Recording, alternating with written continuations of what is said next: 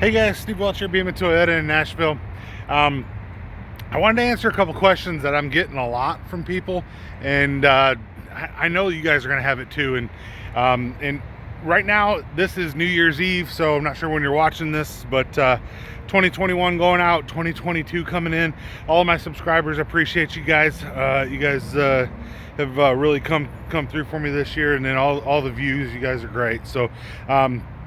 But I do have a question, and I'm always trying to help you guys and always trying to answer questions in a pretty simple way if I can, to try to help you guys to understand, especially now, what's going on in the car industry. So the question I'm getting is, I'm looking on all these websites and I'm going website to website to website, and I'm searching for cars, and they all say they have all these cars available. But then I call or I put in a web request, and one out of a couple things happen. So when you call, person goes, yeah, that one's already sold, or that one was sold last week, or that one was whatever, or that one's inbound, but it's pre-sold. That's one of the things that's happening, right? So it's on the website, it's pre-sold, and you just can't get it. Or like on certain web leads, you just don't get a response. So those are the things that seem to be happening right now. So you're putting in, asking for information on a car, and you're getting absolutely nothing. So I feel for you, all right? I'm dealing with the same thing that you are. Other salespeople are dealing with the exact same thing that I am and answering these questions. So that being said, how can I help you to understand a little bit more about what we see so that you can better inform yourself on what might be available for what you're looking for? All right, so most of us use the same type of a computer system. And if you look website to website to website, you're going to notice a lot of them look very, very similar. They do the same things. They have the same outline. That's not a mistake, right? So industry-wide, a lot of those things are happening through the same type of a system. So that being said, what that system does is it looks in physical inventory of inbound or a freight unit. So an inbound unit or a freight unit or a ground unit. So there's three different statuses that you can have on a car. You have an allocated status, you have a freight status, and a ground status. Allocated status is it's promised but not built yet. It's the easiest way to put it. Freight status is it's built and moving, right? And then ground status means that it has or will very soon land at the dealership. Very soon meaning usually within about 24 hours. So the websites look at freight status and ground status vehicles. Why? Because they have actual VIN numbers. Now, different manufacturers can do this a little bit differently. I'm speaking mostly on Toyota just because obviously that's more what I know than anything else, but speaking more on Toyota. So if you have a freight status or a ground status vehicle, that shows in your physical inventory. Once it has that VIN number, now your computer system, your internal computer system, sees it as having the ability to be sold. Toyota's system, and I'm sure a lot of the other manufacturers are this way, you can't report it as sold until it's delivered. So you're looking on a website and it says in transit, and it's giving you all the information on this car. You call and they say, yeah, that one's sold. Why? Because on the internal system, you can see that it's marked sold to somebody, right? So since it's already marked sold to somebody, obviously we're not going to sell a car that we've already promised to somebody else. That's not good business, right? So, but you can't get it off the website because the website's looking for active inventory. So it's not like, I've had some people say, hey, it's a bait and switch, or hey, it's false advertising, or hey, it's whatever. It's not working that way. What it is it's looking for active inventory that's available to be sold. What it shows is true. It's active inventory that's available to be sold. Now, until that person takes delivery, technically it's not their car. So since it's not their car, realistically, it's still an available unit and it could come available. So will reaching out to that dealership do something for you? Maybe. If you get a hold of the salesperson, they say, you know what, I'm going to watch this car for you, and if for any reason the person that's name is on it backs out, I'm going to give you a call. That's a way to do it, right? So if you're spending a lot of time looking at these, then do it that way. But I can save you a lot of time. And here's the way that I would suggest to do it to save yourself a lot of grief and a lot of time. So what would I do if I was in the same situation and I was looking for a car? I would make a couple phone calls. Maybe I inquire on a particular unit, and if that person comes back and says, hey, that unit's not available, ask them what is. The bigger that you can make your needs, so basically the more that you can say, hey, I'll take any color but red, well, that's fine. That's giving us a lot of options. So if you can give us a lot of options, chances are maybe the next allocation something pops up. So before it ever gets to the website, the same way that person that on the car you're inquiring on got it, then you will be able to see one and say, hey, look, we got this 22 Tundra coming in. You said nothing but, anything but red. This one's black. This is it's an SR5. It's exactly what you were asking for. It's got this and this and this on it. Here's the price for it. Do you want this one? You say, yeah. Well, you get your name on it. Hopefully within a couple months, it'll be yours. But that one also would be on the website.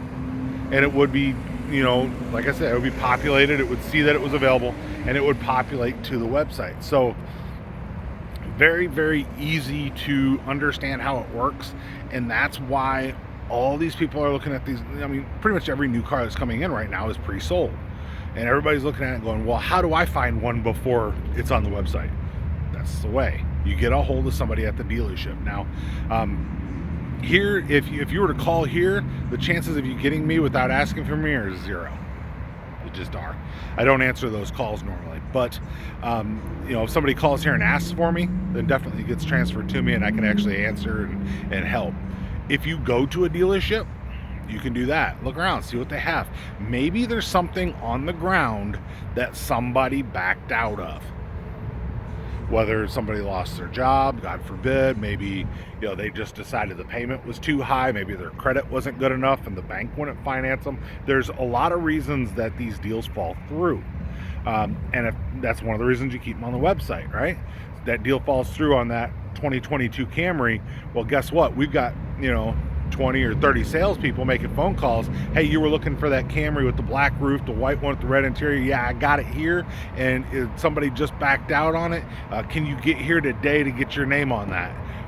That's going to be up to you, because that car will not last through the day, most likely in that case, because you've got every salesperson at that dealership probably has 2, 3, 4 people that will buy that car now. They might have said, I want a black one. Okay, I'll take the red, or I'll take the white, I'll take the gray. There's going to be somebody that will come and will buy that car now. So, be prepared. If you put your name on a list, you might get that phone call and they might say, hey, look, can you come now? And there's some dealerships that'll let you put a deposit on it. Some dealerships, like, most of the ones I've seen, first money to the table wins the deal. So you're the first one there, unless you've done the pre-order where you've done the allocation in that, then they're going to usually set it aside for you. Some dealerships require a deposit to do that. Not all of them. And kind of my thought on that too is, if you think about it, why would you require a deposit on something that you're going to have absolutely nothing in and will require you 0 effort to sell? When it comes to, if I got a Camry on the ground, if I got a Tundra that landed and somebody backed out, why would I keep a deposit from somebody and tick off that possible future customer because I'm mad that they didn't take that car when somebody came in 5 minutes later and bought it? There's nothing else. I don't really agree with the whole deposit thing, but I understand the reason for it, especially at a small dealership. You want to have somebody have some skin in the game so that more likely than not, they're actually going to keep it when they say, yeah, I'm buying that car from you. They're not just calling 10 dealerships and saying, whichever one shows up first, I'm buying. Back to what I was saying about the websites. That's also something that people do. They'll reserve 2, 3, 4 cars and wait and see which one shows up first, and then they'll just basically say, screw every other dealership, I'm going to go ahead and buy the one that came in first. Keep in mind, when you do stuff like that, you're one of the ones that are helping to keep the prices high. The addendums, things like that, because they're looking at their inventory and they're saying, we have nothing available. and you're keeping more shoppers in the market. So when you do that and you're reserving 4, 5, 6 vehicles, look, they're going to all come in within a week of each other, right? Dude, reserve one, the one you want, the one that you can live with, whatever. Reserve that one and be courteous to other people. Be courteous to that dealership and allow them to have somebody on the line that's going to buy that car. So most people are, dealership screw them, I don't really care, dealerships or whatever. Okay, that's fine. I can understand what you guys are saying, but keep in mind that you've got somebody that might have just wrecked their car, somebody that is your neighbor that's looking for the exact same vehicle that you've put on hold that you don't intend to buy, or that you've got 4 of them on hold, and now what, and you're, you got a salesperson that's working for you in that too. So, and like I said, I understand there's a lot of people that hate salespeople. I've tried to help to change that a little bit by coming at you guys straight, telling you like things are. Hey, this is the way it is, explaining it hopefully in a way that makes sense so that you guys can understand exactly hopefully what we go through, and to know that I know what you go through. I've been in your shoes, right? I've been the one searching online going, why can't I find this? Heck, think about it. Right now I got people asking me for cars, and I hate telling people no, but the answer is no in a lot of cases right now. So I've had one particular person that I have been trying so hard to find a particular Camry for her, and even though she was open to pretty much any color, it took me 2 weeks to find one that would match her basic requirements, just trim level and not 2 colors. That was what she asked for. It took me 2 weeks to get my hands on one. And I've got to wait for it to be built, but I've got it coming for her. But you got to understand, that's having all of the resources, being able to see everybody's inventory, being able to break it down and go, look, all right, cool, there's 120 coming. Yeah, they're all sold. I had to find one that was being built 2 months from now to find one that wasn't sold so that I could actually get it, so that it could come here, so that I could actually help this girl out. So realize we're as frustrated as you guys are. So I'm telling you, God's honest truth. I would love to sell a car to every person that came in. I'd love to discount them. I'd love to do everything that you could think of. I'm sure that some of these people that are dealing with dealerships that are doing the market addendums and marketing the vehicles up $10, $12, $20,000, I'm sure those salespeople, they don't want to do that. They don't want to hear everybody saying bad things about them. It's the market right now. But like I said, my whole point of this was to tell you, if you see it on a website, it's probably not available. I don't know what else to tell you. It could be. Now here, let me back up something else. If it's a used car, probably is available, or at least will be available, or at least just sold yesterday. But it's something like that. But if it's a used car and it's on a website, that's a different story, because we're not waiting for something to be built that didn't exist yet. But the new cars, you're going to run into this, guys. So hopefully, I've kind of cleared it up for you a little bit. So if it's on the website, it's not necessarily, even if it says in transit, it's not necessarily available. Definitely you can find out, go to Toyota.com or any of the manufacturers that you're looking for. Go to their website. You can build the cars, but realize it doesn't mean that car will be built. and when I'm going to kind of end this with one of the main questions I keep getting is, when will the prices come back down? When there's more cars. So there's a lot of people saying, well, stop buying cars, prices will come down. That's true. Definitely true. Some people are saying, well, once we get more chips in, the prices will come down. True.